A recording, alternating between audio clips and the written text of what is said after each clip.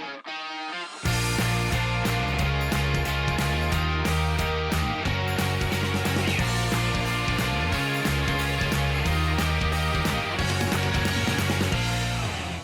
everybody, and welcome to episode number 26 of The Kickabout with me, Chris, and as always, Dan and Fran here.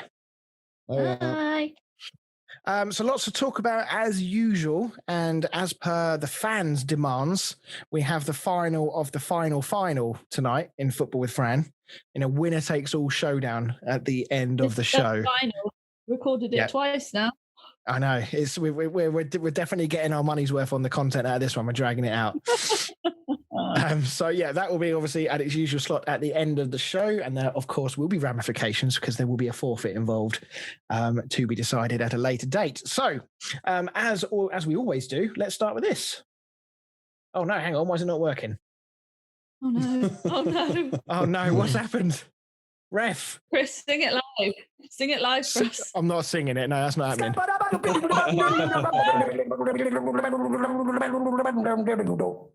Down the stat, man. I assume you heard that. Yeah. So Ollie Watkins became the first Aston Villa player to score in 3 consecutive Premier League matches at Villa Park since which player back in November 2011? Yeah, it was been that long, 10 years. Mind you, they've been in and out of the Premier League during that time, haven't they? So, okay. As always, we will get the answer to that later on. Let's dive straight into the Premier League action then. And we start with the big one at the weekend, which was Liverpool against Man City. And I guess if we were looking for conclusive proof that Man City are the undeniable hot favourites for this year's title, I think we got it here in pretty emphatic fashion, didn't we? Yeah, they've come on leaps and bounds since the start of the season, haven't they? I mean, they've completely leapfrogged everybody. Yeah, I think what they just needed, they needed like a really small podcast with a group of friends just giving them a bit of shit, and then they've just kicked on a bit. But I mean, in all seriousness, they were imperious, weren't they? I mean, everything they did. I mean, granted, there was it was a chaotic game, and of course, we'll get into some of the moments of the game. But all in all, Man City, I'm pretty sure Guardiola was at Barcelona when they didn't play with a proper striker almost, or it almost felt like they didn't. And I'm getting that impression now because even though Jesus is in the team, he's not starting every week for a start. And the team just seems to be coping without a striker or without a recognised striker on the pitch. Yeah, and I mean, they're all sharing the goals as well. It's not just one player getting all the goals. They all seem to be sharing them around, and they are scoring quite a lot of goals each game. Yeah, they are. I mean, obviously, we talked at length in the early part of the season, wondering where their goals would come from. It's almost like the entire team was sort of like sitting around twiddling their thumbs, waiting for Aguero to come back. And now they've kind of gone, do you know what? He might not actually come back. Maybe we do need to start scoring some goals. And yeah, I mean, in particular, Gundogan, I mean, it was a dreadful penalty, let's be honest, but he had another storming game, didn't he? Yeah, he did, yeah. I mean, imagine he could have got a hat-trick. Yeah, he could have got a hat-trick if he'd scored that. Yeah, and I guess those of you with good memories will remember that City's record with penalties at Anfield isn't great. With I think it was actually Gabriel Jesus that missed one last season, maybe the season before.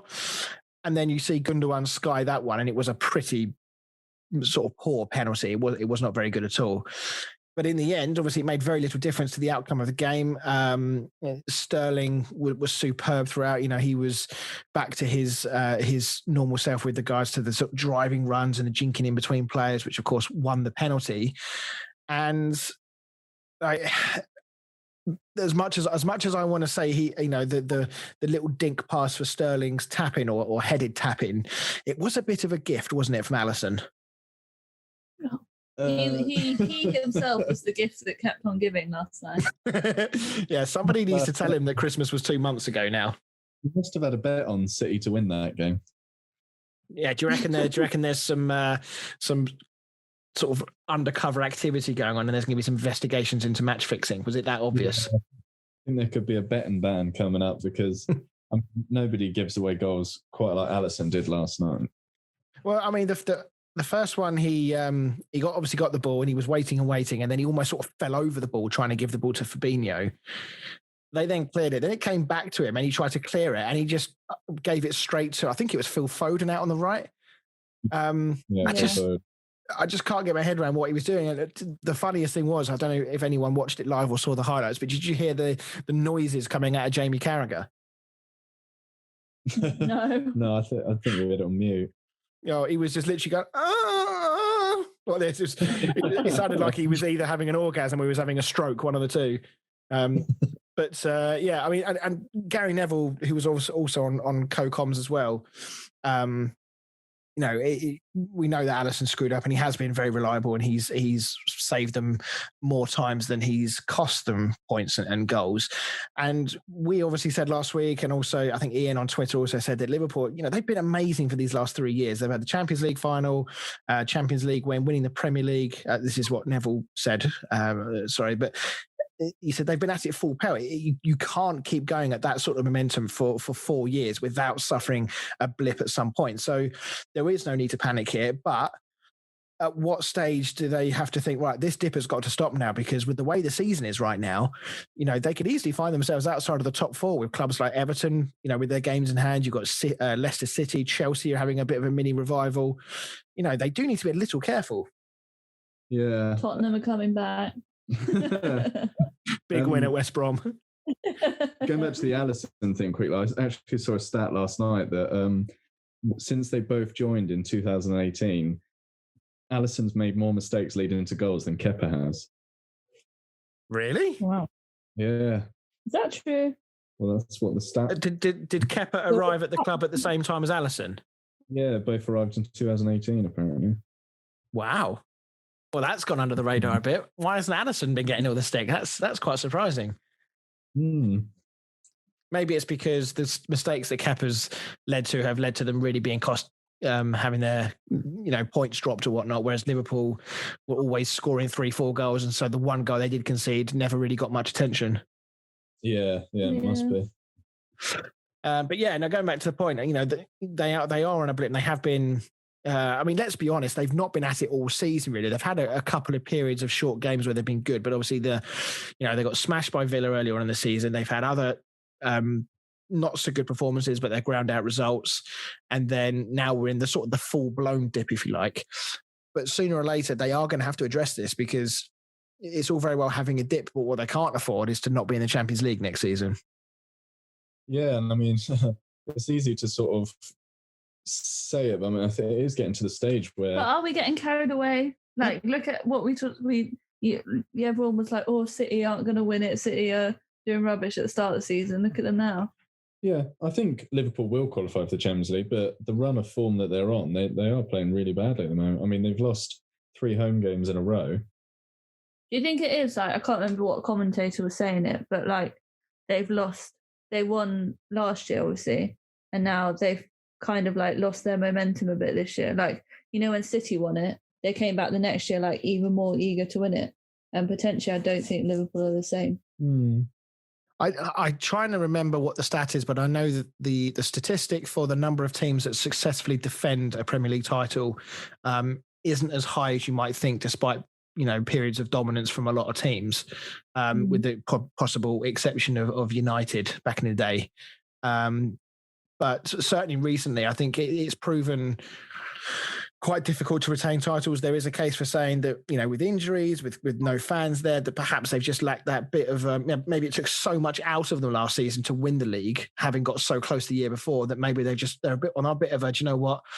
I'm tired of this. I just want to relax. I don't want this pressure of trying to win the title every year. So maybe they do need to just sort of take a deep breath, get the top 4, don't worry about the league anymore, and then have another go next year. Get a few more players in and go again.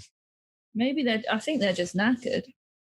Considering the amount of injuries they do have, like their squad depth and rotation is nowhere near City's, is it? No, I wouldn't say. I don't think any teams is. Well, no, but you know what I mean? Like, I think also there's potentially just pushback from the players. They're just and I think that the general, I mean, even though they have got several or have had several serious long-term injuries, actually those are not as disruptive if you can keep everybody else fit, because you can still find a settled side to cope. The problem is they've had so many little niggly injuries for a week here, 2 weeks there, 3 weeks there, And, the number of different partnerships they've had to have in defence, not just at central defence, but at fullback as well at times with Trent and Robertson having a few injuries. They've had goalkeeping issues, where Adrian has had to play games and stuff. They've had times when Mane hasn't played. They've had different midfield. So, the chopping and changing of the team will also have quite a big effect because they just can't get a settled side. Yeah, definitely. So, I don't, like you, Dan, I don't foresee a situation where they won't qualify in the top 5. I think that would be very surprising for that to happen. But at the same time, they do need to get this dip of form out of the way. They need to sort of clear their heads and just sort of get back to doing what Liverpool do well. I'm sure they will go at it. As for City, firm favourites now, as we said, to go on and win the league. There's a potential that they would be 8 points clear of Manchester United if they were to win their game in hand. And that's about as big a gap as we've seen, in any position really in the top half of the table all season. Most of the time it's only by a couple of points. And we talked about Sterling and Gundogan, but Gary Neville in particular was very, very high in praise for Phil Foden. What do you guys make of him? Yeah, he had a great game. He smashed it. Literally, his goal smashed it. He was very good. As you say, he took his goal brilliantly. This season in particular, I did a bit of digging about his statistics. Now, of course, there was a lot of hype around this kid because when England under 18s, under 17s, whatever it was, when they won the World Cup, he was very pivotal in that team at the time. He's got 3 assists and 5 goals in 17 games for Man City this year, which on the face of it doesn't sound ridiculously good. But of those 17 games, he's only played 90 minutes 5 times. 7 of those games he's had in either an hour or less. And I think 4 of those 7 were off the bench for about 20 minutes. So when you put that into perspective, actually, he has had a very good season. When he's been in and out of the team, he's not been playing 90 minutes every week. To get 3 assists and 5 goals is actually pretty good. Yeah, and he is still a very young player. He's only been in the limelight. 20. Yeah, he's only been in the limelight sort of a year or so, hasn't he? Made a bit of a boo-boo at the England situation. Yes, he did. We asked the question a little while ago about where Foden stands in the pecking order with Maddison, with Grealish and Mason Mount for England. If I'm honest, I can't remember what we concluded from that in terms to like if we were going to pick 2 and take them. But in terms of the general pecking order, where do you think Foden stands in that pecking order now, having the last sort of 5 games into account?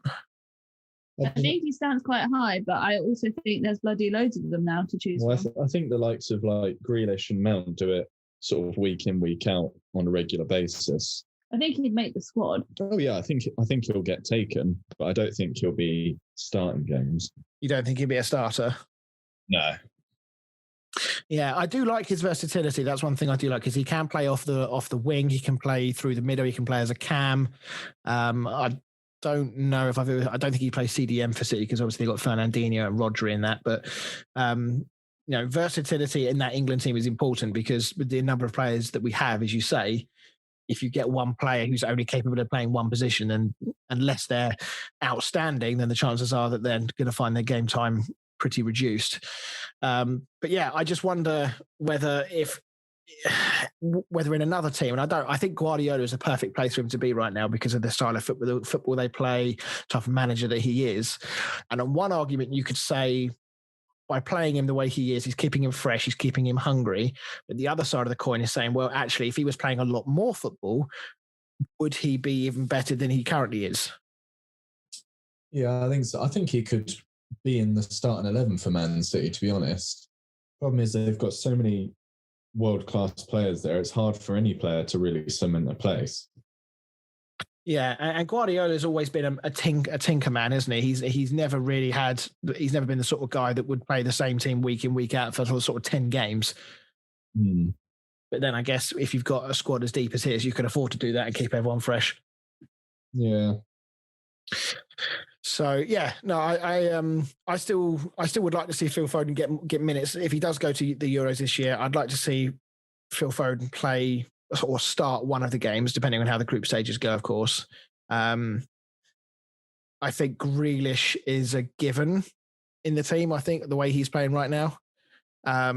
but no denying that Southgate has got some serious selection headaches to come. Right, let's move on. Let's talk Newcastle Southampton. So obviously we spoke about Southampton's need to bounce back quickly after their midweek mauling at Old Trafford. They weren't able to do it, but it was a hell of a game though, wasn't it? 9 men in the end for Newcastle, but holding on for the 3 points. Yeah. It's good to see them sort of getting back into it, because it looked like they were going to slip down and sort of start fighting relegation with the other teams. But I think 2 games on the bounce now they've won, haven't they? 2 from 3. So they had a game. Who did they play last weekend?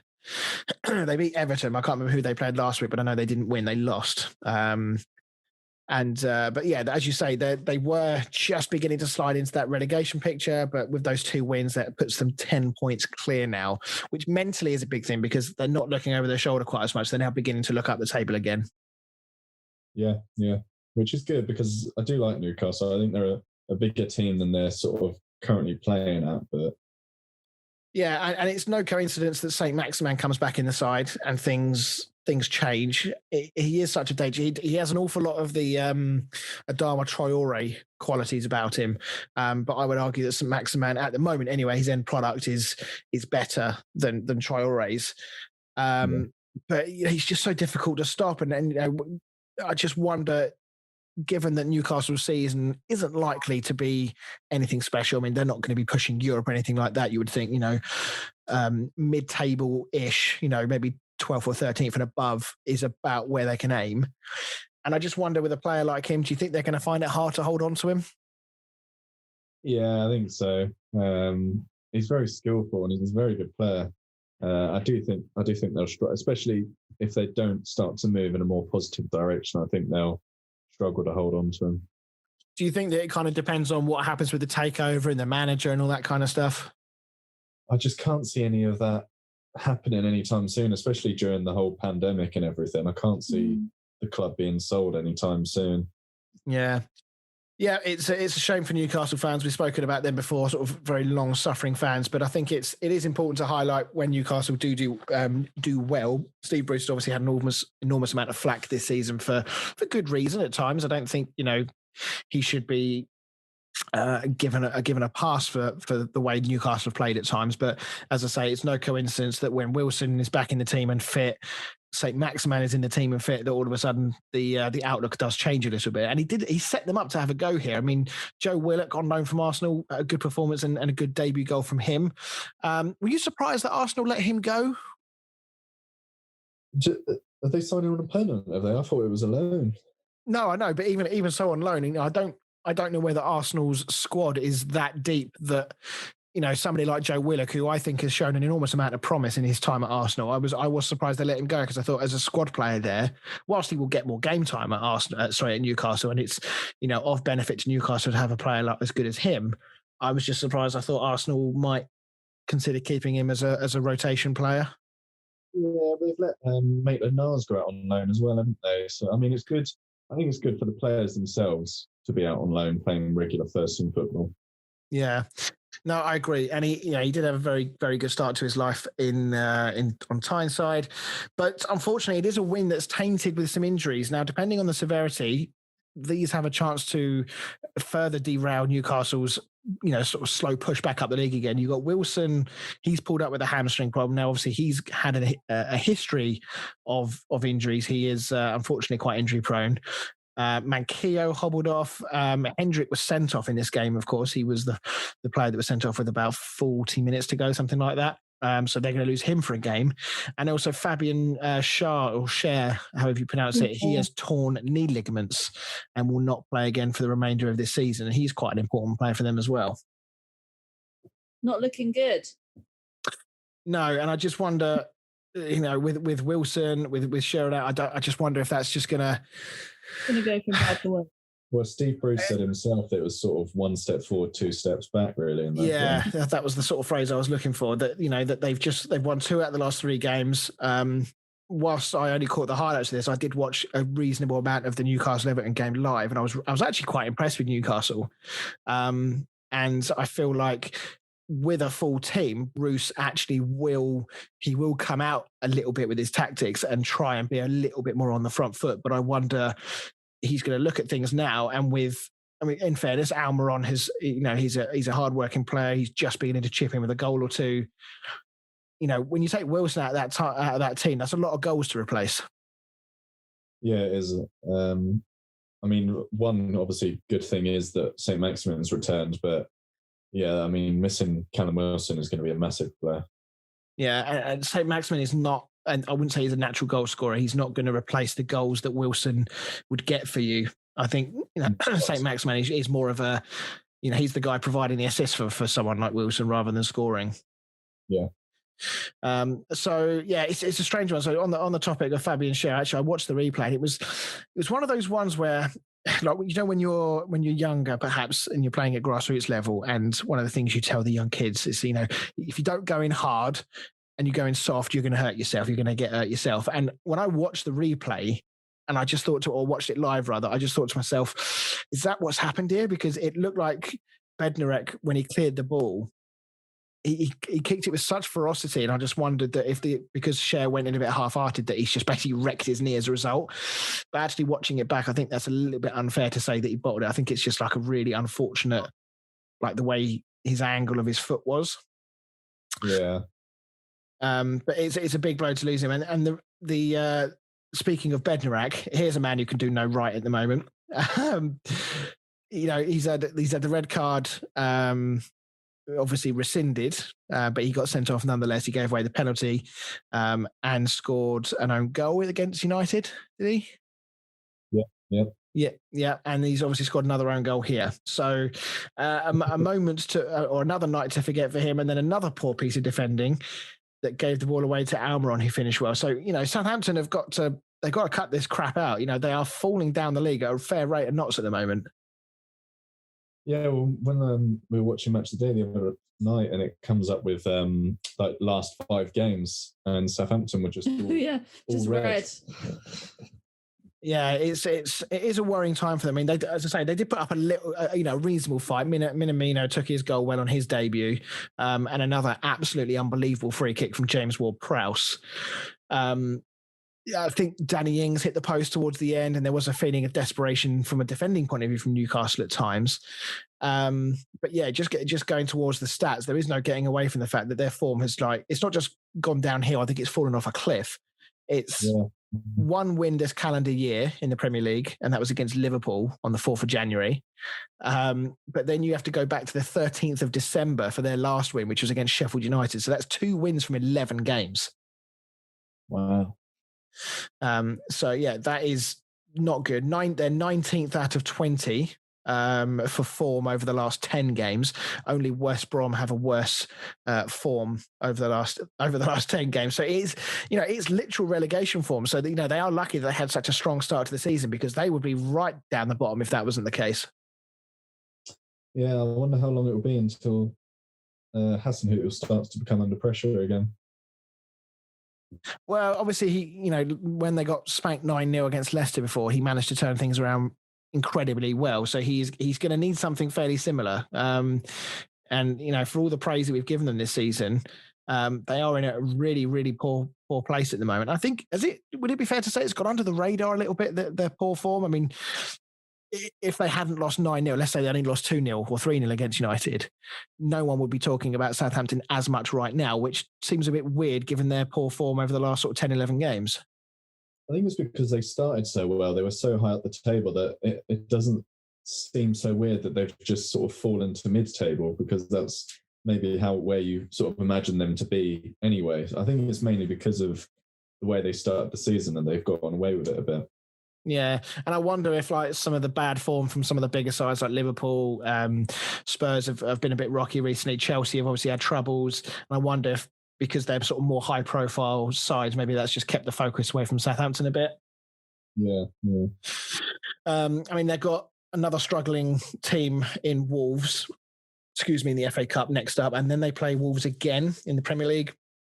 But then they've got games against, and obviously Wolves, that's a game that they really want to win. And then games against an improving Chelsea side, Leeds and Everton will be very tough. Both of them in reasonable form. Yes, they can be a bit hit and miss, but they are not going to be tricky sides. So, when you look at those next 4 games, there's every chance that if they don't, really put in a performance, they could end up losing all 4 of those as well. Yeah, definitely. They're all tough games. Yeah. Right, let's talk last sort of game we're going to talk about before we have the break. Let's talk Sheffield United Chelsea, shall we? So we haven't really spoken about Chelsea in a little while. I think the timing of their games keeps coinciding with when we're recording, so we never really get the chance to talk about a game that's happened before the podcast is recorded. So let's delve into their situation. Obviously, new management, still unbeaten under Tuchel. And I sort of did say that I didn't think it was worth getting too ahead of ourselves when we spoke about Tuchel last week in the fan section, I think. Just wanted to keep into perspective the sort of caliber of their opponents they've played, with the exception of Spurs, despite their, sort of rocky form recently. But, still there is evidence that their resilience is coming through. They're grinding out results, playing well. So, things are looking better for them. Yeah, I mean, it's always going to take a while for them to gel properly. But I mean, so far so good. Unbeaten in his 3 or 4 games that he's played. So yeah, I mean, it's 3 wins in a row now as well. I think he's had 4. He drew the first one against Wolves, I think was 0-0. And since then he's won 3 on the bounce. So regardless of the types of wins that they were, I mean, I didn't really see any of the Chelsea Spurs game, I have to admit, but I did read that Chelsea were pretty confident in that game and pretty, it was a pretty safe result in the end. They were fairly in control. And I guess because of that, if you can win ugly, no side wins anything or does anything good without learning how to win ugly, winning when you're not quite at the top of your game. But I don't know how much you've seen of Chelsea. Have you noticed much in terms of the difference of style under Tuchel compared to Lampard? Yeah, I think they keep the ball a lot more. They seem to pass around waiting for the right time to sort of score. They're not as direct as they were with Lampard, I don't think. Yeah, and I guess by doing that, if you're a little bit more compact and keeping the ball, then in theory, that should allow you to be a bit more tight defensively. And, this was an instant pack game. Chelsea now up to 5th in the league off the back of these wins now. So, just again, more evidence of this crazy season that's, a few games ago when Lampard was at Chelsea, in many people's minds, Chelsea were almost out of the running for the top 4 with the form they had. And now all of a sudden, back into 5th, 4 points off of 3rd place. Yeah, climbing the table. But I mean, that's the sort of season it's been. It's very exciting. Yeah, you can have that bad run of form and then look at West Ham. Well, how dare you? Yeah, VAR taking. I mean, we're going to have a bit more of an in-depth discussion about VAR. I'm sorry to say, after the break. Collectively, all of our people listening just gone, oh, for fuck's sake. But yeah, I mean, it took centre stage again. But in fairness, in this game, it actually worked because there was a penalty for Sheffield United that was correctly ruled out for an initial offside as the ball came in. It correctly awarded a penalty for Chelsea with a foul on Timo Werner. It was pretty rash goalkeeping from Ramsdale, who's not been the goalkeeper I think that Sheffield United hoped they were getting from Bournemouth. But player of the moment, you would say with all the superstars that Chelsea have got and all of the money that they've spent, it's Mason Mount who's probably their most important player at the moment. Yeah, I think he's probably one of the first names on the team sheet at the moment. Yeah, and do you think that? I just wonder whether Lampard's influence on him while he was there, and obviously he had Lampard at Derby. He's obviously played under Lampard at Chelsea as well. So I'm just beginning to see Lampard qualities. The way he arrives late into the box. He is a goal-scoring midfielder, and I just wonder whether Lampard has been such a positive influence on Mount's career that we might sort of see a similar trajectory in career in terms of the type of player that he becomes. No pressure there, then. Well, I mean, he's a very young lad. He's got a long way to go, but yeah, it's given that all the Ziyech and Werner and Havertz and it's Mason Mount, the academy product that is, really pushing Chelsea forward at the moment, which is, as an England fan, is awesome. So, not so awesome. One player that will not be on Chelsea fans' Christmas card list, I think, is Anthony Rudiger.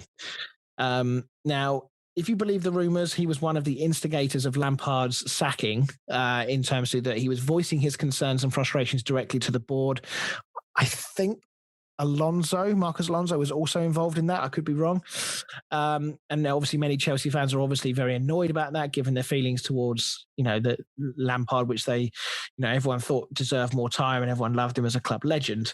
So to see him playing is probably one frustration because they probably don't even want him in the side.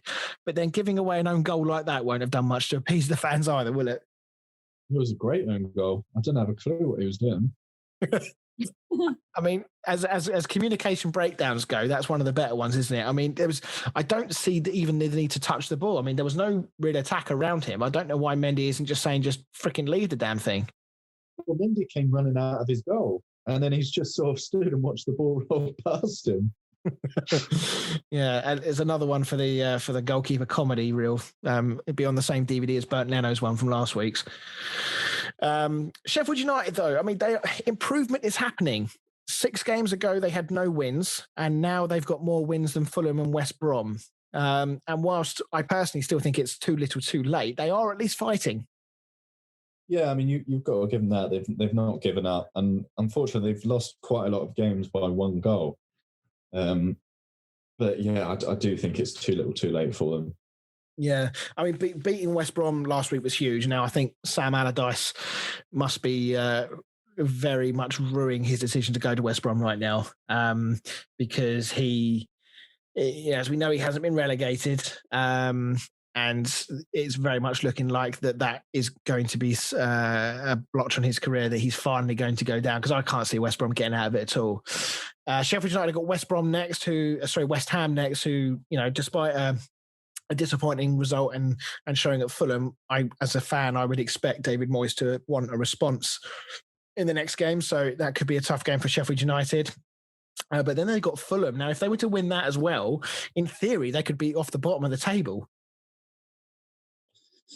Yeah, but I mean, that doesn't mean a lot, does it? The problem is you've got Brighton and Newcastle, who were probably their 2 sort of teams they're aiming to leapfrog, that are picking up points now.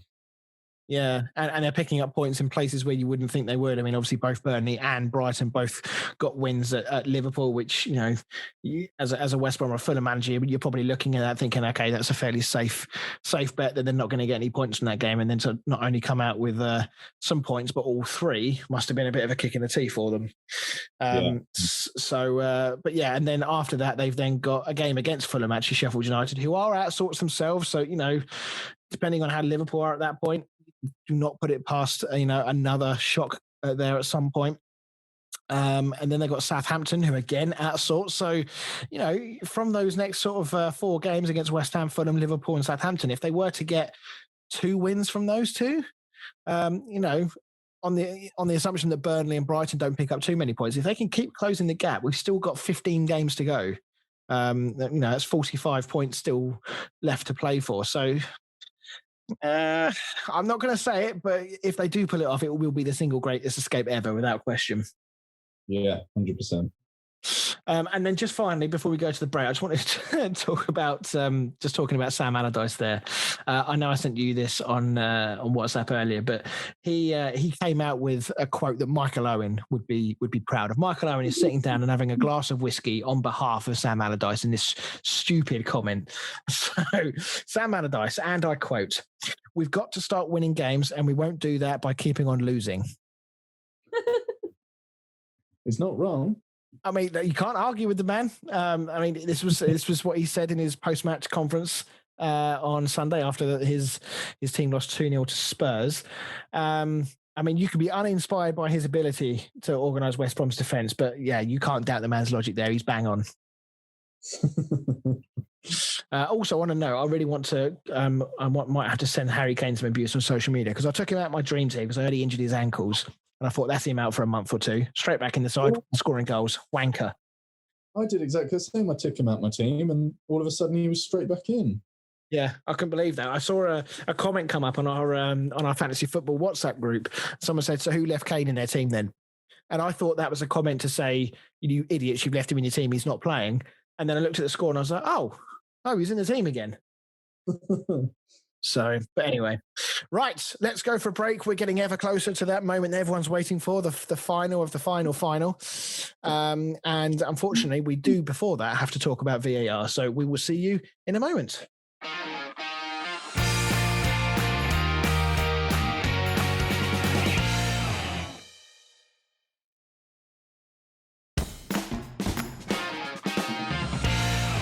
Hey everyone, and welcome back to the show. So we are going to start with Fulham against West Ham. Now, I wouldn't talk about this game in normal circumstances because the game was pretty drab. It was a 0-0 affair, but we're going to talk about it because of the VAR and the decisions and the subsequent reaction to the VAR decisions in this game that has caused quite a stir on social media and around the interweb. But it is worth mentioning just very quickly that if we're talking about this, that Fulham actually did play very well. They were the better team. West Ham were pretty poor. But I think that West Ham rather got lucky that Fulham could probably have still been playing now 2 days later and still wouldn't have scored. So a point doesn't really help Fulham much, and they've not got a win now in 12 games. So, that's probably one of the better performances I've seen from Fulham over the 90 minutes. I kept saying to myself that, Fulham do play well in periods of games, but sooner or later they'll go to sleep and West Ham will nick a goal. But in fairness to them, it didn't happen, but they just kept going, but just couldn't score. So, yes, but to the controversy in this game, now, we've talked about Mike Dean, or rather we'll talk about Mike Dean in a moment, but what troubles me about this whole situation with the Souček sending off, right, is that the referees they're trying to uphold the law, and they will get in trouble behind closed doors if they if they don't uphold the laws of the game, right? So if they miss a blatant decision, or they give a decision that shouldn't be given, or they book the wrong player, or whatever it may be. Now, of course, VAR is there to help with that, but if they get things wrong, they will get reprimanded behind closed doors. I'm certain of that. So that means that both Lee Mason, who was on VAR, and Mike Dean both saw this incident with Souček as violent conduct. And I just, what was your first reaction when you saw this? What did you think when you initially saw it? Well, I straight away thought it was obviously just an accident. I mean, both players said that it was, but I think even he said it was. Yeah, it goes to say something when even the player that's been elbowed tries to plead like Souček's defence. I know it was Mitrovic. But I think the reason they gave it was because Souček had a closed fist, and that was the reason they gave it as violent conduct. Yeah, I heard that as well. But I mean, Mitrovic doesn't help the situation by going down like he's been shot. So it's all very well him trying to do the right thing afterwards, but it's like if you hadn't have gone down like a sack of shit running around holding your head, then he wouldn't have been sent off. It's as simple as that. So whilst I appreciate the honesty from him after the event, maybe heat at the moment when you get hit in the face, most players will go down. So I don't think you can blame him massively for that, because unfortunately that's part and parcel of football. But the closed fist thing, I mean, if you raise your arms in front of you, in the same way that Souček has done. So if you just sort of like have your elbows out, almost like in the sort of the chicken wing position, or however you want to call it, as you do that, naturally your fists begin to close. It's very rare that you open them out with your hands completely wide, because you just look stupid. So I don't get that. And to be clear, the FA rule on violent conduct, so I did a Google on this. I went onto the FA's website because I was intrigued to see what the specific wording about what is classed as violent conduct, which is what Souček has been red carded for. And of course it's been rescinded, which is great. But violent conduct is when a player uses or attempts to use excessive force or brutality against an opponent when not challenging for the ball, or against a teammate, team official, match official, spectator, or any other person, regardless of whether contact is made. So the difference between violent conduct and serious foul play is purely that violent conduct is off the ball. That's effectively the big difference. Serious foul play would be like a 2-footed challenge when the player's got the ball. Violent conduct is if like you punch someone in the box when the corner's about to come in, or something like that. And then it goes on to say, in addition, a player who, when not challenging for the ball, deliberately strikes an opponent or any other person on the head or face with a hand or arm is guilty of violent conduct unless the force used was negligible. Now, there's a couple of things to pull out of this for me, because that means that between the two of them, so between Lee Mason and Mike Dean, even by the FA rules, they have decided that this was either a deliberate attempt or excessive force and brutality was used, or it was, as I say, a deliberate strike. I think, so two things. It's a deliberate strike or it's excessive force or brutal force. And I can't see how they've looked at those replays and decided that any of those apply. Yeah, I think the strangest thing is if it happened in real time, like, the elbow had happened and Mike Dean gave a red card straight away, you could probably justify it. I think the fact that they've looked at VAR, that's when you would expect them to say, oh, no, actually, it was an accident. Whereas it was the other way around. They didn't give anything, and then they've looked at VAR, and then they gave the red card. Yeah, and he looked at VAR for so long as well. I mean, how can you... For me, if you're looking at something for that long, from that many, however many replays he looked at, you can't be sure if you need to watch it 20 times. Yeah, I think that means that you're not 100% sure, doesn't it? Yeah, and I just think that when you look at it, obviously the general feeling is that Souček was, he was getting handsy with Mitrovic, who was doing the same back, and it looked to me like Souček was simply just raising his arms to try and get Mitrovic away from him and off him, and he's just caught him in the face with his elbow as his arms have gone up. Now, usually with a bad elbow, there's usually like a real movement towards the face, and I'm thinking, well, if this is a red card, then surely every time somebody goes up for a header now and uses their elbows, which is usually a lot more serious and a lot more dangerous, then surely that has to be a red card every time now. Yeah, well, yeah. I mean, if they hadn't rescinded it, then yes, but obviously they... Well, yes, true.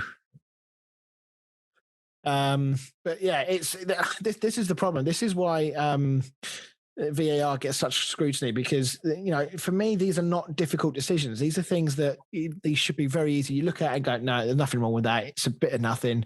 Get on with it. There's nothing serious going on here. That he's not brought him into, he's not endangering an opponent or anything like that. Let's just get on with things. And I am convinced that VAR can work. I am, but I think they're just making it hard for themselves, frankly.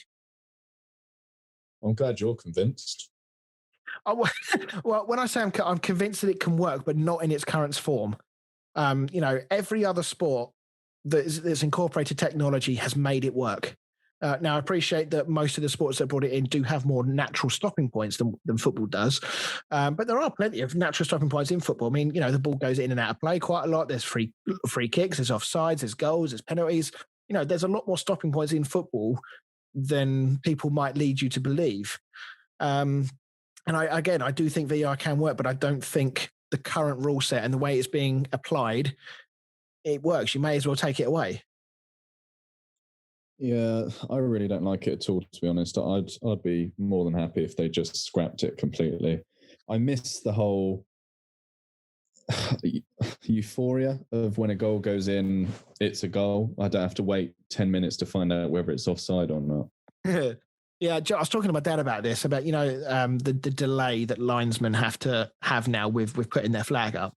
Now, I understand why they do that, because if they're going to let VAR make the decision on offside if they're not sure, or even if they are fairly sure, but they just want to be, make certain, they have to let the game finish. They have to let the phase of play out, because if they put their flag up and say it's offside, and then VAR goes back and the replays and you can see that it's not offside, that linesman gets crucified, because, well, you've got VAR, why are you not letting VAR do its job?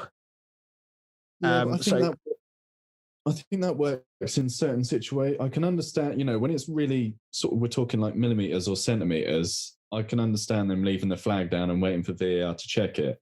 But there's been times when they're like a meter offside and they'll leave it down, and then a player will run for it. And sometimes the run is from the halfway line, and then the players had to run from the halfway line, take it around the goalkeeper, put it in the goal, just to turn around and see the flags up.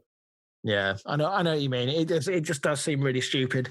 I'd love to see the statistics, actually. I'd love to see a comparison between the percentage of times that referees and their linesmen and women, how often they got decisions wrong compared to how many decisions VAR is either getting wrong or is extremely contentious. And I use the example with cricket. So I don't know whether either of you watch cricket particularly. I don't think you do. But in cricket, there is a system for when they do an umpire review for LBW, is that the umpire it's on the umpire to give the decision, right? So he can't basically just not give a decision and just say, "Oh, let's check with the third umpire." He will give the decision as to what he thinks it is. If the team think it's not right, they can review it, which as a system I don't think really works in football for a review system.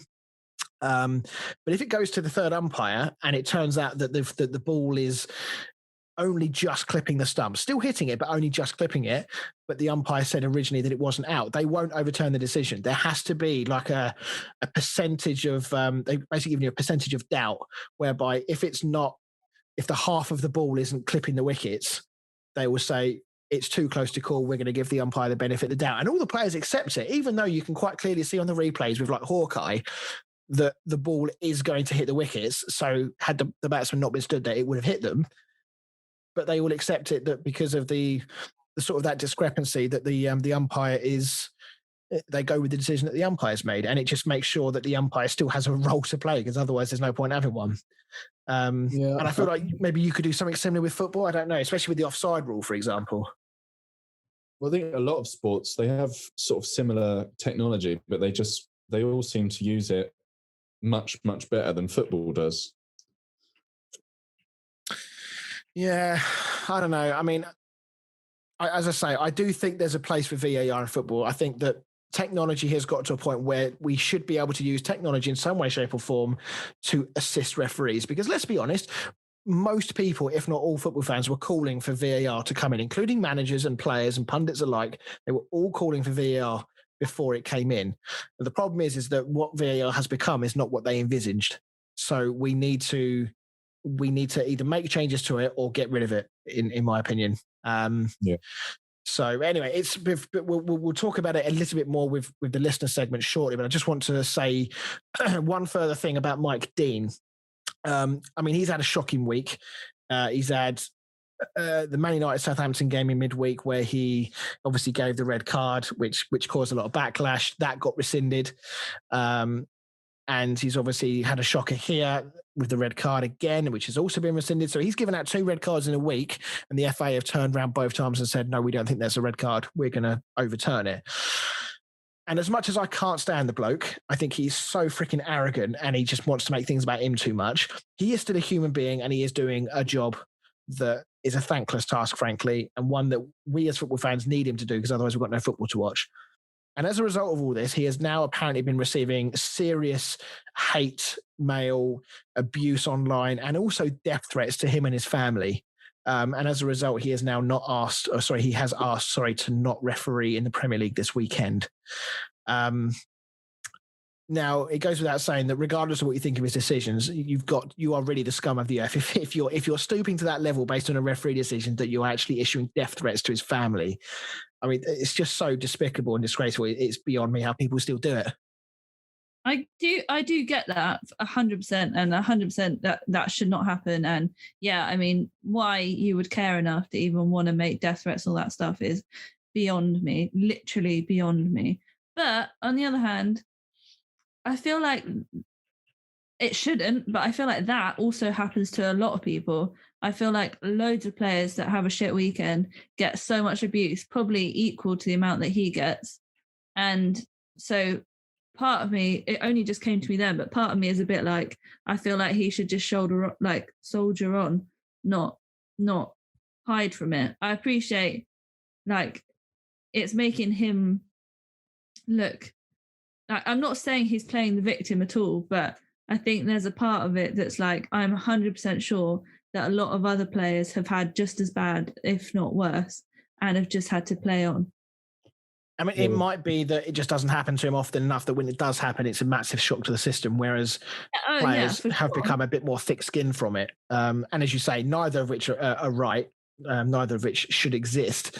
But the problem is you've got keyboard warriors sitting behind computer screens and who can scramble their IP addresses with VPNs and whatnot, mask their identity on social media and do these sorts of things with sort of very little fear of consequence. And until, people actually have a fear of consequence, people will keep doing it. seem to know a lot about how to hide it, Chris. Yeah, no, I wasn't one of the ones that sent him just because Souček got red carded. But no, I mean, I sort of get what you're saying, Fran. You know, there's an argument to say that it comes with the territory, it comes with the job. But it's mind-boggling to me that, you know, football referees and football players, as much as it is a sport and it's entertaining, it is still their job, especially referees. It is their job. And it just makes me laugh that there is no other job in the world, like for the job that I do, for example. So I don't do anything particularly exciting. I sort of work on an IT support desk, etc. I can't imagine being able to do my job and then having 50,000 people standing next to me going, "You're a wanker." I would pay to see that, though, to be fair. But you know what I mean, right? It is the only job in the world where that is acceptable. Like, people go into stadiums, they pay their money, and they just presume that gives them the right to either racially abuse, shout abuse, anything they like from the fans in the crowd, and then they just go home and everyone gets on with their life and as if nothing has happened. It's become so normal. It's incredible to me. It really is. Well, I think, you know, it's one thing. I think, you know, like when people are shouting the referee's a wanker and stuff during a game, I think as a referee, you've just got to sort of laugh that off. I don't think you can take that sort of stuff to heart. I think that's just a bit of banter, isn't it?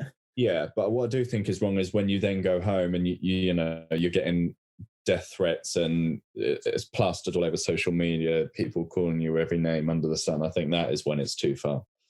Yeah. And obviously everyone reacts in different ways. You know, Mike Dean and his family have still got to live normal life. They've still got to go to the shops. Maybe it's a little easier to hide right now with the pandemic, but, you know, if things were normal and this was going on, you know, what's he going to do? Just stay inside his house for a week and not go out because he doesn't want the abuse as he's walking down the road. I don't know. But yeah, anyway, as we say, he's likely to skip this weekend's refereeing duties, which is not really the ideal situation. You would rather that he just came out and said, you know what, apologies, I got it wrong, and then get some kind of reprimand from the FA or whatever. But anyhow, right, let's move on. So as you noticed, we didn't do the listener segments at the start of the second half of this show. But because we asked for the viewers' opinions on VAR and how potentially we can fix it, we thought we'd throw it in at this point. So, Fran, have we had any responses to said question? So Pete said, I believe VAR can work, but everyone needs to be clear on set rules. It looks as if the officials, not naming any, are under the illusion that they can make a call with their own judgment. The VAR is there to help the officials make things clear and obvious, and I personally don't believe these recent offsides and red cards to be clear and obvious. We're all aware of this, and I think VAR should stay, but it needs a major revamp come the new season. It works in every other sport, so why in such a simple game and simple rules are we talking about incorrect decisions? Everyone is entitled to their own option, or maybe that meant to say opinion, but it says option. But when the video is there, that's the proof.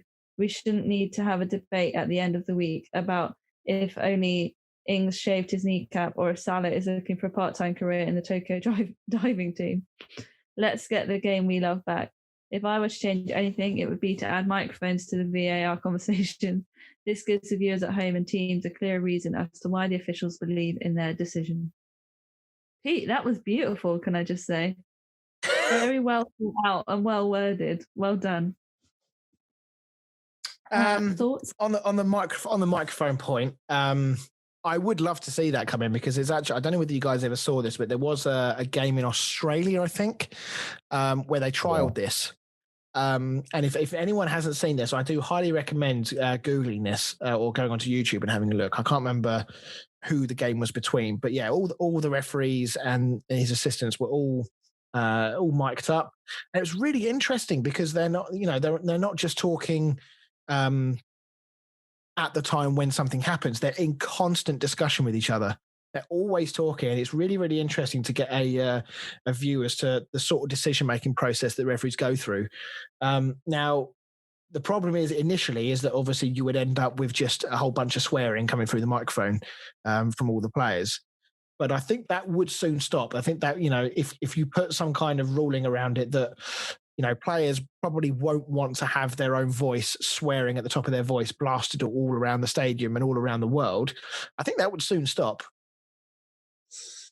I don't know. I think you get lost in the moment, don't you? I don't think people would remember that they can't swear. I mean, it's a bit like them remembering that they're not allowed to hug each other. They still do it. Yeah, true. But I guess, some microphones also work a lot better. You can get certain microphones that are very much focused on exactly what is in front of them. So if it's just like the mic that's taped to the referee's mouth, for example, it might be that the mic can be very effective at blocking out ambient noise and ambient sounds. It would have to be, because otherwise it'd end up getting the crowd noise all the time and it'd be horrible. So it might be... Just need to get someone on the bus every time someone swears. The guy who does the current crowd sounds, he'll be out of a job once all the fans come back, to get him to do it. So, but and if that's the case, if you give a decision and the referee stood in the centre circle, for example, and it's the left back or the left midfielder that's swearing, you're not going to hear it no more than you would for the pitch side microphones. So, I don't think it's going to come in, but I would love to see it come in personally. Yeah, I would like to see that as well, to be fair, because it works in the rugby. Yeah, and I mean, I know there is this sort of there's much more mutual respect in rugby than there is in football, but that doesn't mean that it can't work. Excuse me. Or it might just be a case. I don't think it ever will get to this point, or I'm not even sure it should. But like in American football, for example, when a big decision is given, so like when Mike Dean, for example, at the weekend goes over to the VAR monitor. After he's made his decision, he could just quickly switch his mic on and talk to the crowd and just say, after reviewing the footage, I've decided that the elbow is in breach of the violent conduct law, whatever, and therefore it's a red card. Something along those lines, but just something to give the fans, the players, the viewers at home a bit more understanding of the thought process and the decision-making process would be a massive step in the right direction, I think. Yeah, definitely. What else did he say? Yeah, sorry. What else did he say? That's it. Well, that he would keep it basically, but he thinks it just needs a lot of change. Yeah. I'm intrigued to see what they do, because there's been I would say this is probably this has probably been the worst season so far that I can think of with VR in terms of the amount of controversy around decisions. They didn't really have much time between the end of last season and the start of this one because of COVID. So they didn't really have a huge amount of time to make sweeping changes. I suspect we will see more bigger changes between this Premier League season and the next. It's just going to be a case of watching what they do and keeping your fingers crossed that they've learned some lessons. So, that's all we can do, really. Agreed. And I was going to read out Joe's comment. Yeah, go for it. Well, we haven't heard from him for a little while, but now Chelsea winning, he's back on the bandwagon, isn't he? No offense, Joe, but it's not as smooth as Pete's, but there we go. Defo red card for Showcheck, GBH that, lols. But now it was funny though, and the only talking point is Chelsea storming back up the table, and I'll stop seeing West Ham fans banging on that they're ahead of us, Chris. Also, Rudiger's own goal is worth a laugh, and isn't it Liverpool crumble? And what's your so what we've already touched on, what's your England midfield? As brilliant as Foden is, I still have Grealish and Sterling ahead of him, and Rice and Mount in deeper positions. Nice problem for Southgate to have, though. Yeah, I would agree. I feel like we've kind of already covered that, but it is a nice problem for Southgate to have. Yeah, I mean, yeah. Who would your front three be? For England, I think you can't not have Harry Kane in the number 9 position if he's fit.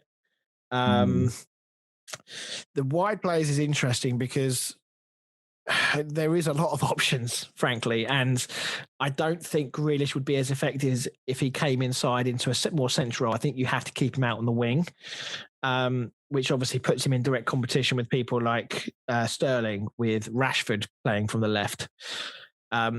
Is Grealish going to get in that England starting 11 ahead of people like Sterling? I don't know. That might mean that one of those two has to switch to the other side. And I don't know if either of them would be as effective on the right-hand side as with the left. I would probably have Grealish on the left more than I'd have Sterling. I feel like Grealish is just a bit more clever. And, he can potentially just float around a bit more, whereas Sterling, for me, is a better player when he's kind of playing really out wide, getting the ball and running at people. Yeah, the problem is we seem to have lots of left wingers and no right wingers. Yes, the Man United conundrum, isn't it? Yeah, exactly that. I mean, Jadon Sancho is a right winger, but he's been pretty poor for Dortmund so far this season. Yeah, from what I've heard, I think he's picked up a little, but he certainly had a pretty poor start to his season by his standards or by his recent standards. But yeah, I mean, if you look at the options, I mean, Phil Foden can play in from the right. So that's an option. He's quite versatile, as we said earlier. But I do think that it's going to be that midfield, central midfield anyway, is going to be a combination of either Rice, Mount, Henderson, Calvin Phillips is probably in the conversation as well. I honestly, I don't know. It's a crazy situation to think that we've got so many options now with England that it's actually very difficult to pick your starting 11. It used to be a case that it almost picked itself and then it was almost a no-brainer. But now, you've still got players like Maddison as well to think about. You've got strikers who have been scoring lots of goals this season, people like Calvert-Lewin, Danny Ings. They could all equally stake a claim, but I think to include those two from the start, I think England would have to change shape. And I don't think Southgate will do that. I mean, it's in every position. I think we've got a lot of competition now. Recently, now John Stones is sort of picking up. We've got a bit more competition at centre back, left back. Yep. You've got the likes of Ben Chilwell, Luke Shaw, even Creswell's having a good season. Yeah. And then right back, you've got Wan-Bissaka, you've got obviously Trent, you've got Trippier, you've got Kyle Walker. There's 3 or 4 options for every position. Yeah. What nationality is? I don't know if we've asked this before. What nationality is James Justin at Leicester? I believe he's English as well, yeah. I'm going to Google him. He is English, yeah. And he's having a cracking season as well. He's only 22 years old. He's having an absolutely outstanding season at the moment. So there's every chance he keeps on the way he is. He could end up playing his way into the plans for England in the Euros. Play on both. He can play left back and right back as well, which is very good. Yeah. So, okay, right. Let's move on then. Thank you to Pete and to Joe for your comments. Joe, we look forward to hearing you every week when Chelsea win, and we'll have our moments silence for you when Chelsea lose when you don't talk to us. So let's talk Manchester United Everton. So the last game we're going to talk about before we get into the final segment of the show. Another crazy game, this one. Dan, why don't you tell us what your feelings were in this roller coaster of a game? Well, I was really happy right until the last minute. It was a good game, to be honest. I was hoping it would be at least a good game, and it definitely was that. The fact, we went 2-0 up, and I was feeling pretty comfortable. We was dominating the game. Everton had 3 shots on target, and they scored 3 goals. So I think that sort of tells you what that game was about, really. Yeah, it's it was a game actually that was kind of defined a little bit, but not necessarily incredible attacking, but in very bad goalkeeping on both sides. We'll start with De Gea. Couldn't do anything about the second goal. It was a fantastic strike from Rodriguez, but the first one and the third, a goalkeeper of De Gea's quality should be doing better with both of those, shouldn't he? The first goal, definitely. I think the fact that he's parried it straight out to him was just poor, to be honest, especially for a goalkeeper like De Gea. The third one, I wouldn't lay as much blame on him, to be honest. I think it was quite poor defending. Harry Maguire just seems to, his instant reaction is to just to stick his hand up all the time and hope for an offside. He never really, for a captain, he never takes responsibility for anything. He's always just stood there looking at the linesman, hoping it's offside. But in fairness, he ain't going to be able to run back, is he? No, but he's sort of missed the header for that goal, and we've got 2 of the slowest centre backs in the Premier League, and he wonders why we concede these sort of goals. Yeah, I don't know. When I looked at that, I just felt like because it was from memory, I think that it flicked off ahead of somebody, and then sort of Calvert-Lewin controlled it with his sort of his stomach, his midriff sort of thing. And it felt like to me that the ball was far enough out of his reach that De Gea should have been absolutely launching himself at Calvert-Lewin. And even if he can't get there, even if Calvert-Lewin dinks it over him, I felt like De Gea not really coming out and kind of ended up sort of half coming out and not really doing either. I felt like he made it really easy for Calvert-Lewin. Yeah, I don't know. I wouldn't have laid all of the blame on De Gea. I mean, Tuanzebe gave away the free kick in like the 94th minute, which was stupid anyway. And before that, we had the ball up in Everton's half. I don't know why we're not just keeping it in the corner. You've got Rashford and Cavani still trying to score goals, which is good until you give the ball away and then they go down the other end and score. But I don't think it's fair to put all the blame on De Gea. But for the first goal, definitely, I was fuming with De Gea. One player I'm sure you're not fuming with right now is Edison Cavani. I mean, we said before, he's turning out to be quite exciting. Another goal here and an all-round action display from him. Yeah, and to be fair, when we first signed him, I think it was a bit of a panic buy, and I was a bit, I don't know, disheartened by the sign. I thought it was just a last-minute meh signing, but I mean, he's been very, very good. Do you think, given his age, do you think he can continue this kind of all-action displays for any longer? He's obviously a very fit player from memory. I mean, I haven't followed his career massively, but to the best of my knowledge, he hasn't had any major injuries, which is always very important as players get into the sort of twilight era of their career, especially strikers. I don't think that Cavani is on a long-term contract at United. It might even run out this year, actually. It might only be a 1-year deal or something. But do you think that Manchester United might look at him and think, you've got maybe another year or two in you yet? We're gonna tie you down for a bit longer. Yeah, definitely. I think he's almost like a bit of a Zlatan type player. The way he plays, it's not like his attribute is speed or anything like that. He just always seems to be in the right place at the right time. Yeah, I guess, you look at strikers like Teddy Sheringham when they were in their sort of early to mid-30s. That's what they adjusted their game to be, and they could no longer rely on their out-and-out pace, although Sheringham never had that either, really. But you adapt your game and you make the best of your attributes that you've got. And Cavani is definitely doing that. I think he's now got 7 goals in the Premier League, which for a player that hasn't really played that much in the Premier League this year, he's had a lot of substitute appearances, but not that many from the start. That's a really good return. Yeah, and he's pretty much starting every game now, which is good to see. Yeah. Solskjaer after the game said that United should not be considered title contenders. As a United fan, do you find that quite an odd statement given where Manchester United have been for the past month or two now? I mean, you're only 5 points behind City at the moment. I know they've got a game in hand, but we're over halfway through the season and you're second in the league, 5 points behind the leaders. Surely by definition, you're title contenders, aren't you? What tit of a manager says that? It seems to be like the end thing nowadays, doesn't it? To keep, feel like every single team just says, "Oh no, we're not going for the title," and the only teams that say, "Oh yeah, we are the teams that are like 20 points ahead." But even Liverpool, Jurgen Klopp was sort of downplaying the title and said he didn't want to talk about the title, and it just seems strange that no team wants to talk about the title anymore. Yeah, I just find it very odd, given how well they've been doing. I know they've had 1 or 2 iffy results recently, but by and large, Manchester United have been very, very good over the last sort of 2 or 3 months. And Ollie deserves a lot of credit for that, as we've spoken about. And I just find it very weird that you get yourself into that position. Why aren't you doubling down a bit? Why aren't you saying, yeah, you know what, we're feeling good right now. We should be aiming for that title. We're Man United after all. Yeah, I mean nobody. So I suppose to clarify that, nobody is expecting Manchester United to go and beat Man City for the title this year. But I don't think anyone would think less of Solskjaer or any manager, in fact, if they turn around and said, you know what, we are aiming for the title. That is our aim. And we're going to go for it and see what happens at the end of the season. If Manchester United end up in 2nd or 3rd place, you would still say that's a very good season for them. And no one will look back and go, well, Solskjaer's talking shit and he said they were going to go for the title this year. That's not going to happen.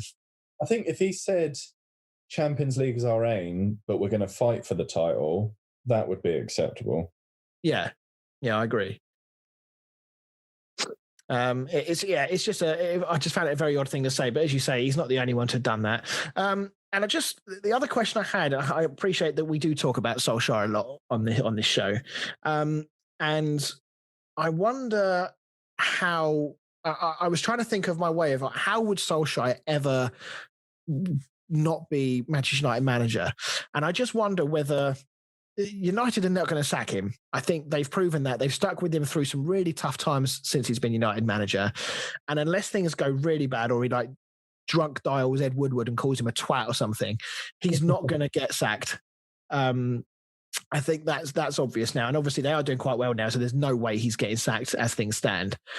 And as far as I can tell, his contract runs out in the summer of 2022. So that's the end of next season. I just wonder whether the club will turn around and say, do you know what? You've done an amazing job for us. You've negotiated us through, or navigated us through rather, a period of turbulence for the club with lots of things going on off the pitch. You've brought into good players. You've got a really good team spirit. But now we just want to go to that next level. So thank you very much. We're gonna part ways. And then everybody's happy because Solskjaer doesn't get sacked. So that's not on his CV to say that he's sacked. United fans will be fairly happy that a club legend has been treated with respect. Everybody can come away looking good in this situation, and hopefully United can get, a manager in that will take them to that next step and turn them back into the sort of title contenders that they obviously want to be. So I wonder if that's the route that United might go down here. I think it'll all depend on whether Ollie manages to get a trophy before his contract runs out, to be honest. I think if he wins like an FA Cup or something like that, they'd probably offer him a new contract. But if he spends... You think FA Cup's enough to get him a new contract? I think so. Well, he's cheap, isn't he? I mean, he's. I can't imagine they're paying him as much as the likes of Mourinho, etc. And he's a bit of a scapegoat because fans won't turn on him as much as they would any other manager. So the board can sort of get away with a lot more than they would if, someone like Mourinho was in charge. Yeah, no, I understand that. I'd like to think that United hold higher standards. I'd like to think that in order for Solskjaer to get another contract, he'd have to get very close to winning a title. He doesn't necessarily have to win it, but I think he's got to show that he is the manager that can do that. And I think he's probably got to get quite deep in the Champions League. An FA Cup or a League Cup is great, but I don't think personally that should be enough alone to justify a new contract for a team like Man United. Well, I would agree with you, but I don't think Ollie's ever going to win the league or get anywhere near the Champions League. You sound so deflated. You're just like, yeah, but he's going to be here for another fucking 30 years, and so why are we even talking about this?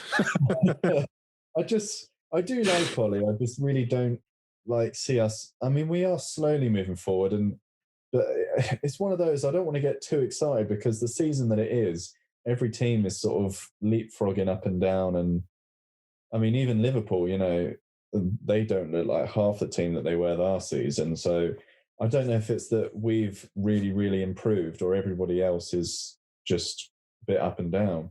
Yeah, it is, as you say, it is difficult to tell this year, but Leicester took full advantage of that, and everyone talks about how amazing they were in the miracle season because teams were experiencing bad runs of form, and Leicester took full advantage. So let's just talk then briefly about Everton before we move on.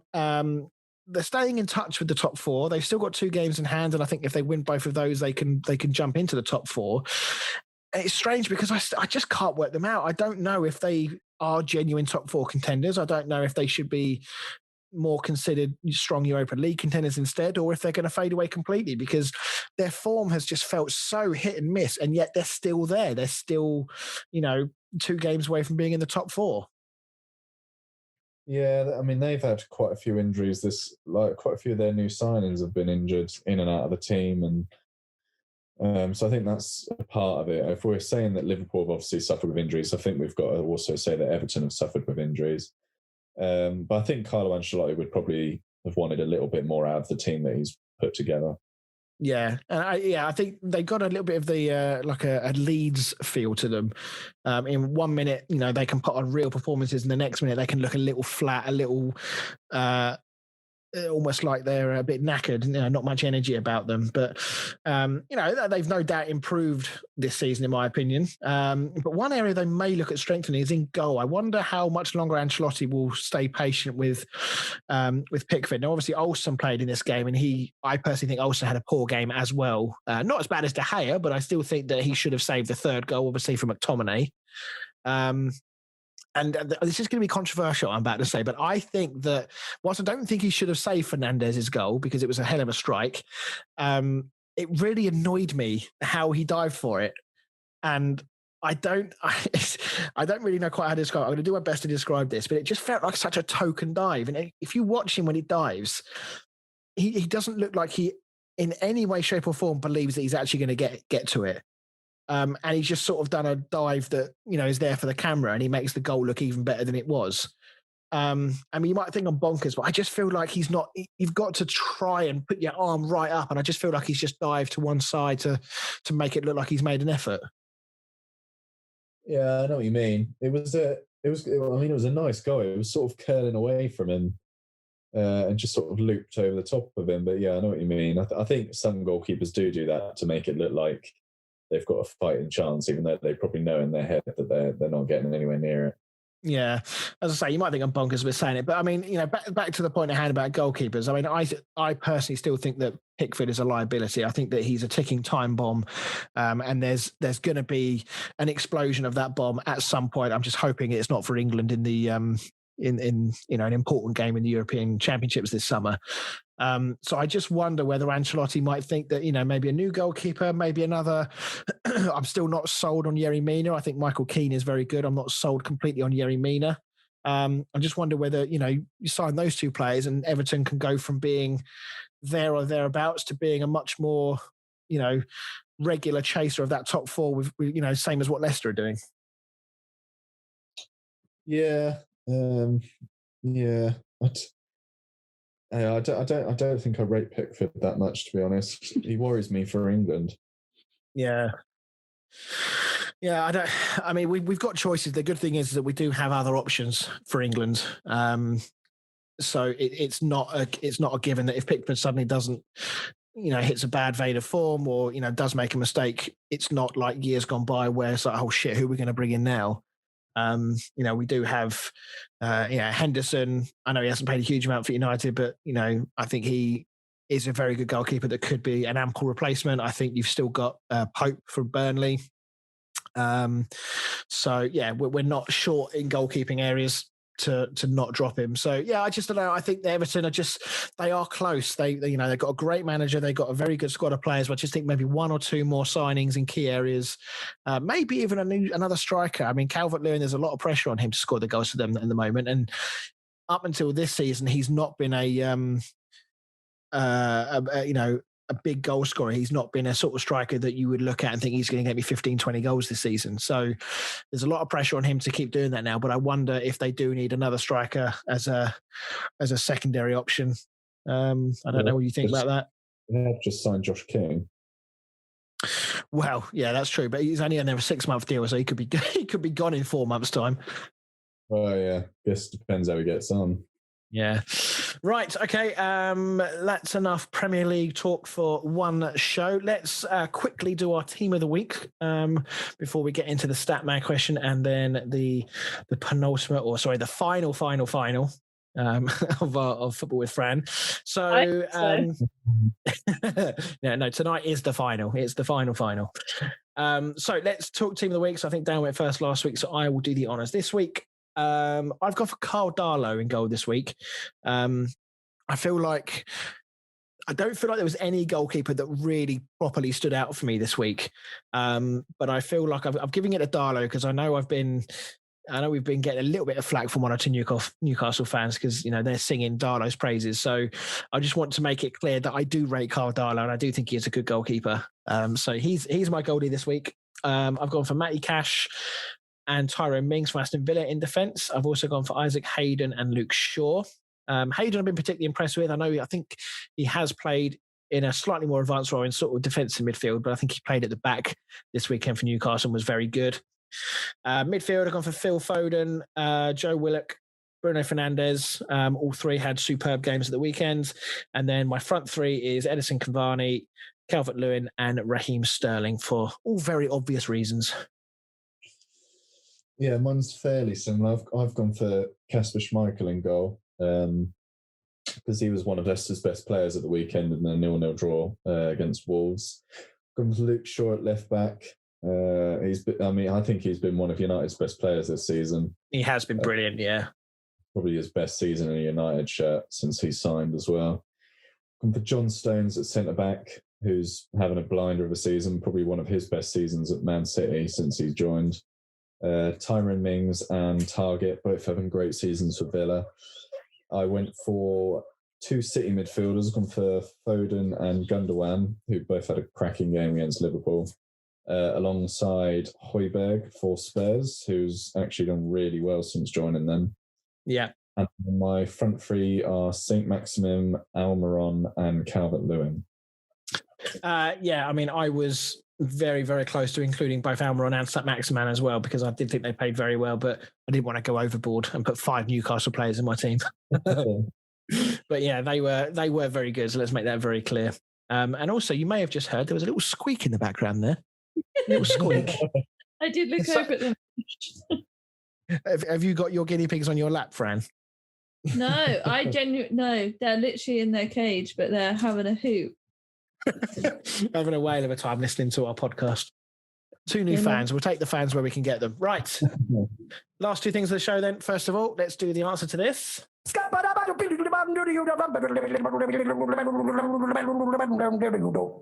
Down the stat, man. And now the button works. I've got no idea. It just worked. The last time I had to do it manually, but now it works.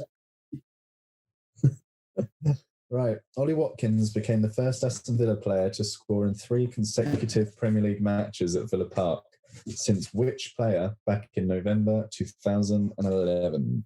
I'm going for old Gabby Agbonlahor. It's Darren Bent. Darren Bent. I forgot he played for Villa, actually. Yeah.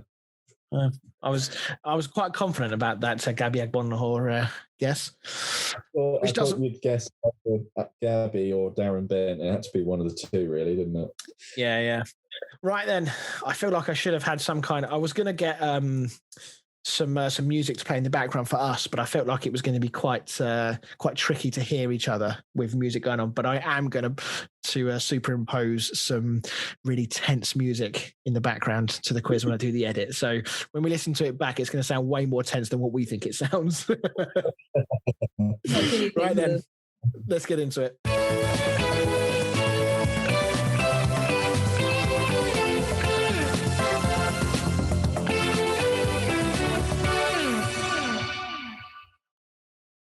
Welcome back to hopefully and definitely the final. Yeah. Okay, so similar to every other week, it's all about the Premier League. So again, Dan will type his answer out, and then Chris, I'll tell you when he's ready, and you can say your answer. So no cheating. How many questions we got? I don't know. 5 or 6. I haven't written numbers next. So number 1, please tell me the team that has the most Premier League title wins.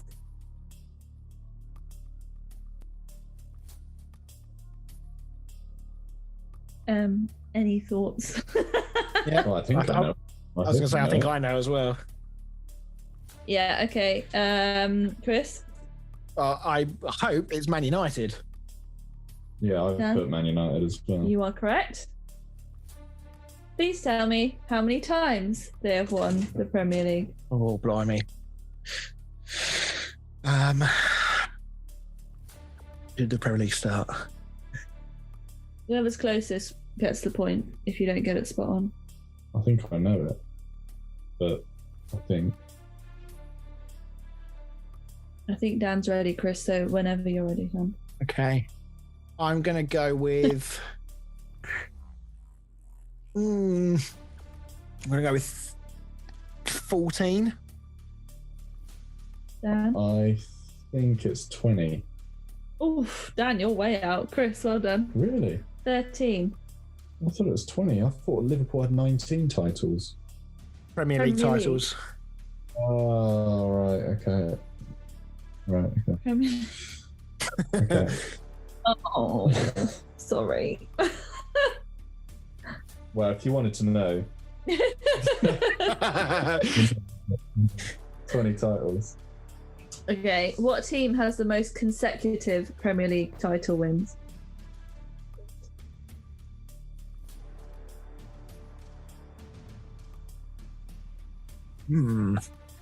Consecutives, one after the other. Yeah. Okay, that's fine.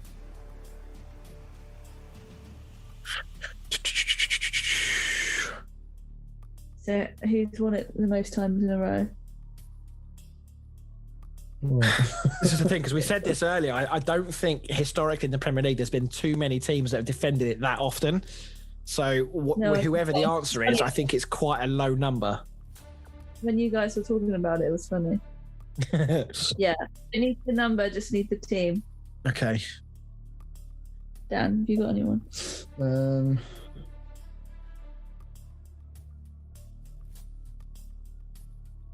Chris? It's a coin flip. I'm gonna say Arsenal. Okay, Dan. I've gone for United. Yes, United. Damn it! That was the other side of the coin.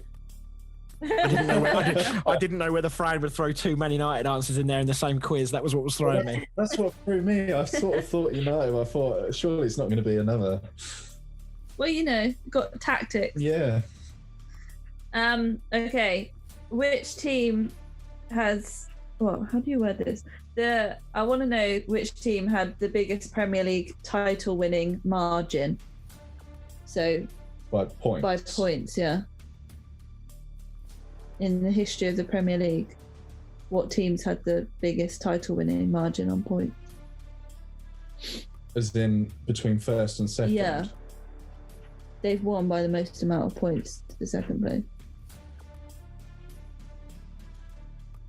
Oh. Yeah, I assume so. Yeah, that's what I'm going on as well. You got an answer, Dan? Yeah. So, I'm pretty sure that at one stage last season, Liverpool were on for the record, but I know they had a bit of a rocky finish to the season, so I don't know whether they actually got the record in the end. But I can't think of anybody else, so I'm going to say Liverpool. Yeah. I've gone for Liverpool as well. Man City. Must have been 2018 season. 19 points. They didn't break the record, Chris. Oh, cool. Thanks, mate.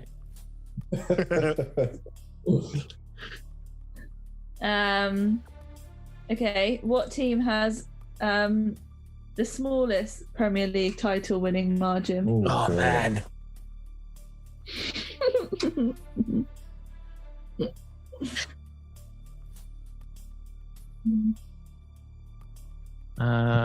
Okay, I think I've got an answer.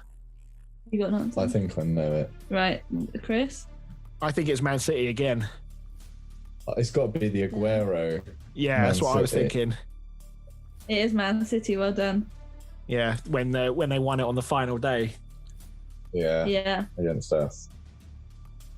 Yeah, it was 0 points, but plus 8 goal difference.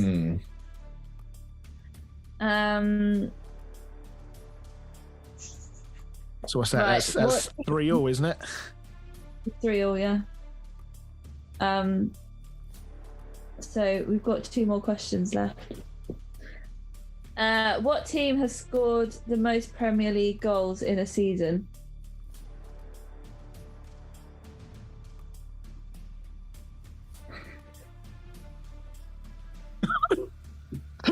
Oh my god, you're killing me, Fran, with these tactics. It's all about the Premier League, and we love a stat on this show. Goals. In a season.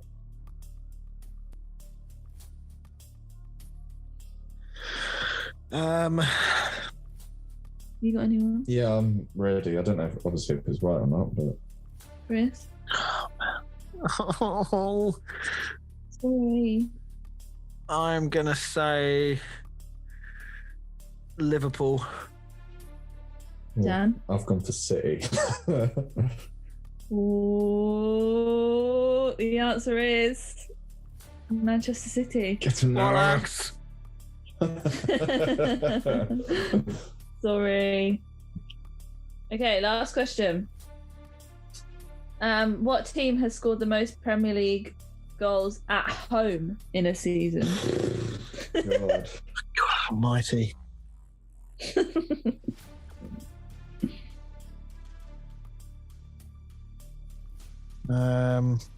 That doesn't necessarily. Sorry, just say the question again. This isn't like which team that won the league has scored the most. This is just a general. No, just a team have scored the most Premier League goals at home in a season. Bloody hell. Okay. They won the league. I mean, they might have won the league. I have no idea, but.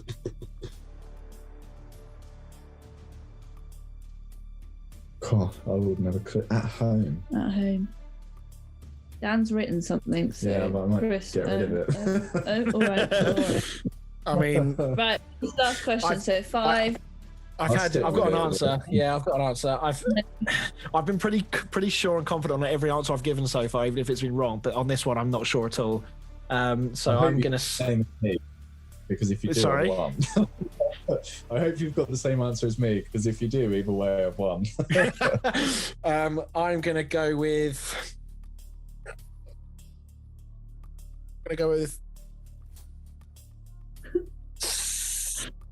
Arsenal. Ugh. Arsenal. Okay. Bugger. I've gone for Liverpool. It's Chelsea. Oh, thank God. Well, there it is. I'm not in the least bit annoyed that the podcast failed to record last Monday. It was a sign. It was a sign. It was a sign. It was not meant to be. Well, congratulations, Dan, I suppose. Thanks, mate. Well done. Just out if anyone's interested, the most Premier League goals scored in a season was Manchester City on 106 goals in the 2017-2018 season, 18 season. And the most Premier League goals scored at home in a season was Chelsea with 68 goals in 2009 to 2010. Mm. Just who was the manager? Who would have been the manager then, 10 years ago? I'm trying to think who that would have been. That wouldn't have been Mourinho, would it? That was in between Mourinho stints, I think. 10 years ago. Joe, if you know, leave us a comment. AVD? No, he wasn't there long enough, was he? Let's have a cheeky Google. Our fans will hold on. They've listened to this long. What was it, 2010? Or 2009, did you say? Probably was Mourinho. It was Ancelotti. Yeah. Well, there we go. So despite my valiant comeback, I've been thwarted by technology and then losing 2 on the spin, which we won't talk about. But no, Dan wins. It's now over to Fran and the listeners to decide what my forfeit is going to be. Listeners, we need some forfeit suggestions. I will put out a post, but get your little thinking caps on. And as it's me, let's tone them down a bit. If it was Dan, tone them up, but now it's me, tone them down. And it's also worth noting we are going to attempt to do some sort of social media clips and some funny videos off the back of the Kickabout derby that's happening tomorrow in the FA Cup between Manchester United and West Ham. So me and Dan are going to attempt to use sort of Zoom calls and stuff to record each other and record our reactions to the moments in the game. And we'll see about stitching those together and making ourselves a few clips to use during the week and whatnot. So, yeah, keep an eye out for that. I don't think there was anything left to say, was there, other than follow us on our socials, give us a like, give us a review on iTunes, share it with a friend, tell your friends, tell your family, and we will see you lovely people next week. Thank you very much for listening. Bye.